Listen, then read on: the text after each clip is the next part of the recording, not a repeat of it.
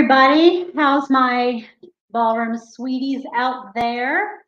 I'm excited to talk about this today because this comes up quite a lot. How many lessons do you need? Well, it's going to depend on your goals. What do you want to do? I mean, I have had people literally think they could do one lesson, which is actually insulting for the teacher. We may not show it, but it's very insulting because we've been studying all our lives because it is our passion. Even though you don't have to become a teacher, you could still just be studying it for joy. Just like maybe you do boating for joy, or you're a bowler for joy, and you could be bowling and always aiming for that 300 perfect score. Will you get there? Who knows? But you keep doing it because you enjoy it. And dance is the same way. Now, we also put a lot into this. I debated on what to call this one because I want to show you what it takes. Now, we can learn some basics, and I'll talk about that. But where you want to go just depends on your goals and how, even if you don't do many steps, there's more elements to the steps to make the step look better. I wanted to show you these are syllabuses from various schools.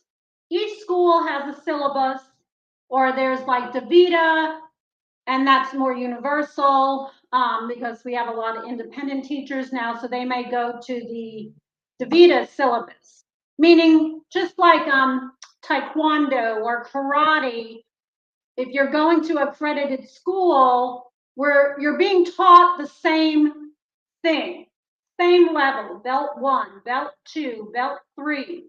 You want to be a black belt? Who knows? Time will tell. But each school has their syllabus they follow because of copyright. So they tweak the patterns or maybe add a new pattern, some variations so that they are slightly different. And this is just bronze, which is the first level. Kind of like how I explain it is in karate, it'd be your first couple of belts.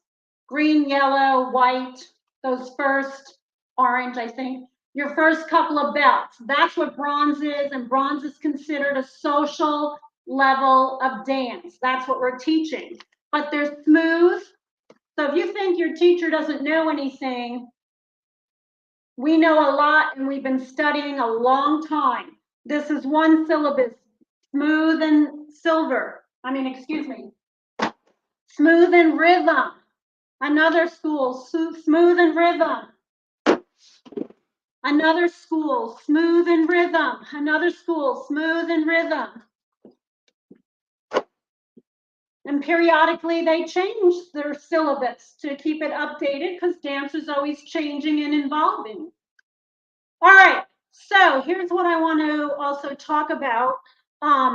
If that answers some of those questions, feel free to ask me anything else. I wanted to show you, all right, every step, not just the pattern, every step has certain elements to it to continue to the next step.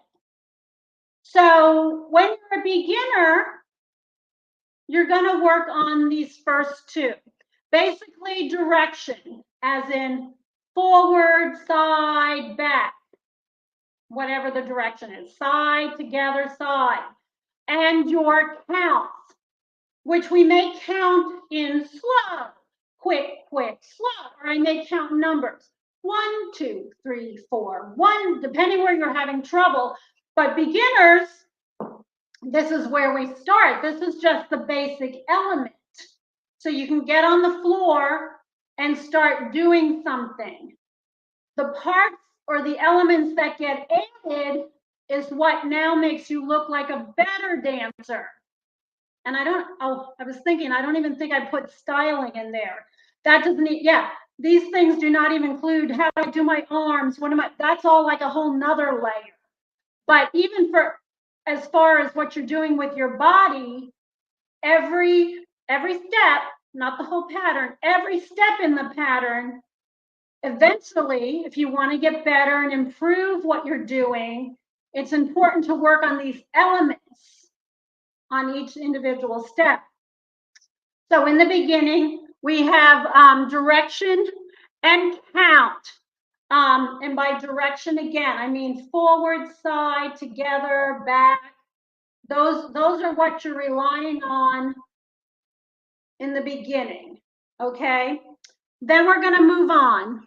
Oh, okay, good. First time using this.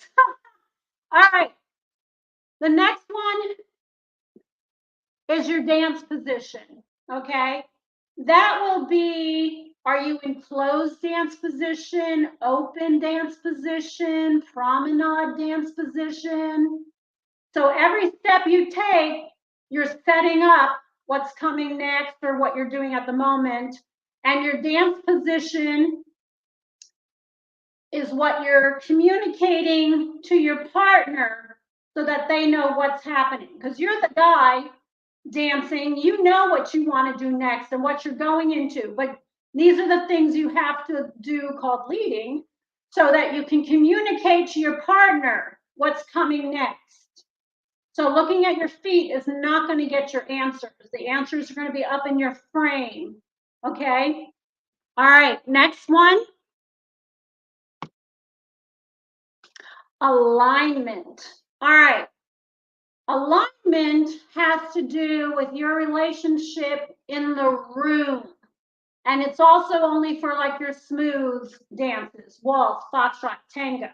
Your rumbas, your cha-chas, all those dances do not have an alignment in the room. They're more spot dances. They're going to happen on the floor, wherever you are. It doesn't matter where you're facing in the room. But when you're doing waltz and foxtrot and tango, it's like driving. You have to know where you're facing or going. Maybe you're going backwards, but you're still going with traffic. So there's an alignment, which is your relationship to the room. So every step has to be figured out. Sometimes it's zero. Sometimes there's nothing to do on the step. If I'm just going down straight, I'm going straight. Yeah. So sometimes the answer for one of these would be zero. But another, some have answers, some don't. Might be forward on the one, in closed position, diagonal center, walking diagonal center for that one step. Yeah. And it gets easier. You start to understand how these things flow if you put your time into it and do your practice. This is why practice parties are so important, and group classes. Just doing your privates, which is great, and we work at your pace, but doing the practice parties and the group classes are so important, okay? Because this is where you deal with traffic on the road. And how do I work with other people? And how do I know what's coming next and get fluid from piece to piece to piece, from step to step to step, and communicating it with your partner or following the signals of your partner. Because generally a new partner's signals are not real strong. They're just very faint. Your teacher could understand what he's doing. He goes, okay, that's good. I feel like they know, but when two people are working together with couples, and I deal with a lot of couples, the signals are faint. So we have to stay together and work each piece. All right. Then we have turn. Turn is how much turn. Are you going to make a quarter turn? Are you going to make a half turn? You got to communicate that to your partner, and you got to be strong with it so they feel it. I do feel like a lot of newbies and guys always are under turning. They're just that stepping into your partner so that you're making your half turn or your quarter. you don't want to hurt your partner and you're not used to being like using your body to move that person and your frame. But if you're using your diaphragm, you got to move your partner and you can't be afraid to take the amount of rotation you need to take. And if he's giving you that signal, you got to go. It's much easier for your partner to take your turn off. Like if you did too much, like if you got excited and was trying to do a full turn and he only wanted a half a turn, he can back you off, but he cannot, trying to get you to go a half and you're not moving, you're not trusting it. That's tricky. But so we have alignment. So far we have 5, am I blind? Yeah. 5 different elements to take one step. Now I could have 0 turn, maybe, but that's, that's part of the equation. How much rotation do I want to make? What alignment am I doing? What is the count I should be on? These are when people want to know, how long does it learn to take to dance? Well, how good a dancer do you want to be? Not even if you want to go up the ladder and be a black belt. If I'm going to take my taekwondo, I got a test to go take at the end of my white belt to get into the next belt. I got to go show them I know what I'm doing. We do the same thing. We want to know that you're developing the skills to move up the ladder. Maybe you don't want to move up the ladder, but you should have the skills needed at each interval, which is why we do testing, and the schools will test you out and bring in a coach. We want to make sure you're developing the skill at the level you are before you move up to add another layer to it. Trickier, more fine-tuned, okay? All right, after turning, we have CBMP. CBMP is contra body movement, and what that does is indicate to your partner that the next step will be rotated. So if you step forward, and I'm going to face this way. If you step forward and have no rotation in your shoulders, then your partner's going to assume the next step is either back or maybe side. You see my arm? Side. But if I do contra body, if I give a contra body motion, that means my next step is side, but it's over there as opposed to over there. So whether you do contra body motion, and that would be knowing what your turn is. And when you know you want to do a quarter turn, then you got to do your contra body motion. Again, this is in your smooth dances. It does exist in your rhythm dances, but there's no set usually amount of rotation you're trying to make because you don't have to stay with the road. You don't have to stay driving with the traffic. But I'm still going to use it even if I was doing rumba. I'm going to use some contra body motion. All right, moving along. Then we have rise and fall. Rise and fall starts to get added to the equation so that your partner knows what footwork to use. So rise and fall, and again, this is for your smooth dances, yeah? Not in rhythm, because rhythm uses ball flat, or flat, full foot, ball flat, right, toe, flat foot. So rise and fall, we're gonna bend our knees and push up into like releve, if you will, and down. So this tells your partner, and she follows your body rhythms of up and down to know if she's using her toes or does she got to come down and use her heels in your smooth dances. So rise and fall is another signal. All of these things are to signal and receive the signal of what you're supposed to be doing and what you're trying to tell your partner to do. All right, so rise and fall is another additive. And then we got And that ties in with your footwork. Heels, a heel lead, heel ball, no heel down. Depends, toe. If you've worked on some of your waltz, heel, toe, toe, toe, heel. Toe up when you're walking backwards. Drag that heel. So these ups and downs helps us know what footwork to use. And of course, you're learning the footwork. If it's a heel lead when we go forward in a box, and a heel drag or a toe up when we go back.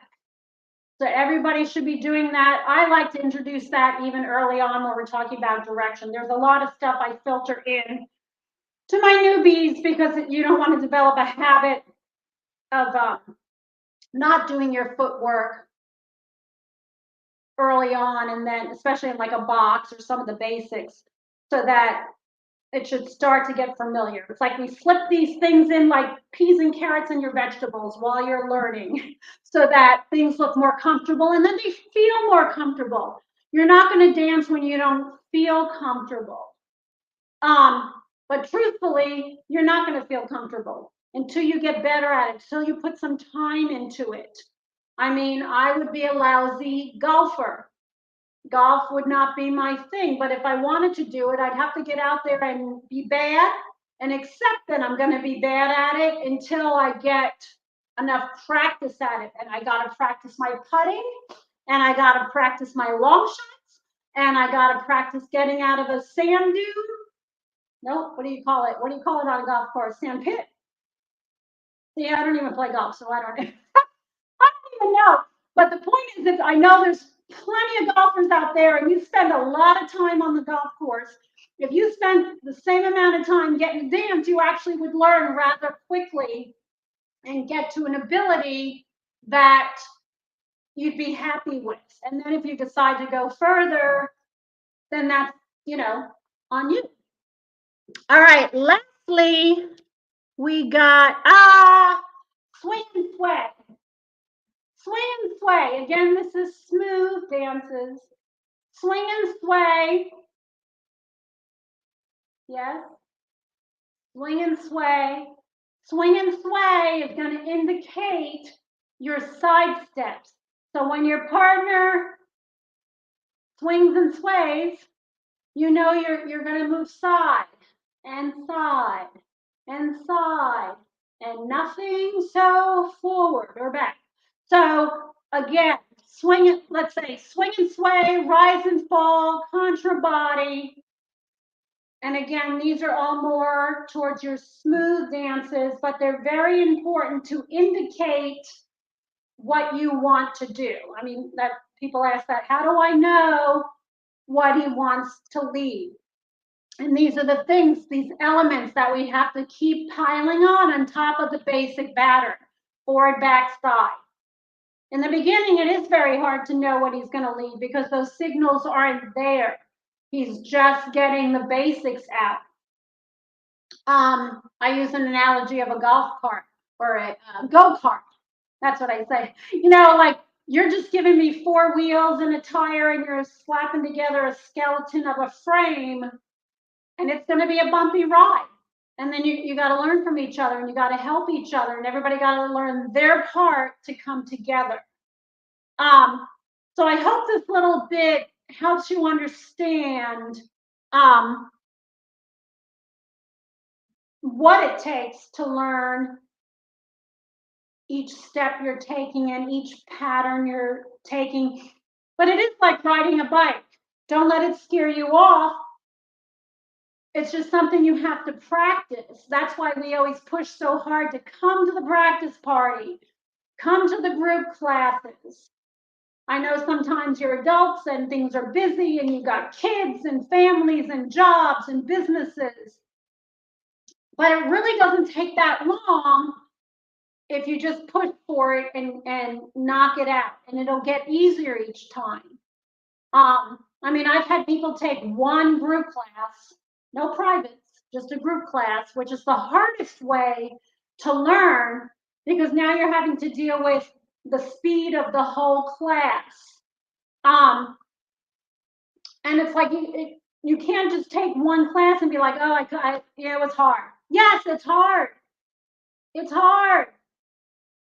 A lot of things are hard, but you go out on that golf course all the time and you go on your boat all the time and you play basketball and whatever else you do, it's all hard. You just don't remember that you started playing basketball when you were a kid or baseball and you don't think about it anymore.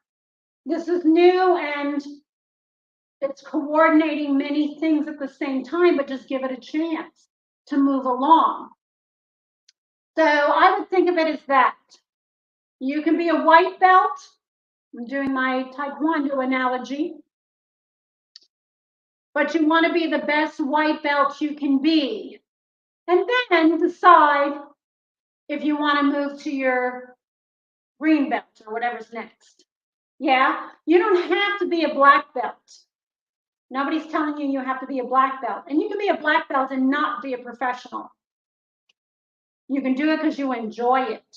But you want to bring in these other elements and clean them up as you go and develop that skill, and then do your test out and move on again to learn some new things on the next level, and you get better and better. There are 4 levels to the bronze, 4 levels. Yeah, and that is like so that's called a full bronze, and that's a good social level of dance. Yeah? All right. If you have any questions, feel free to post them and we can talk about them another time. And thank you for listening. Goodbye, my sweeties.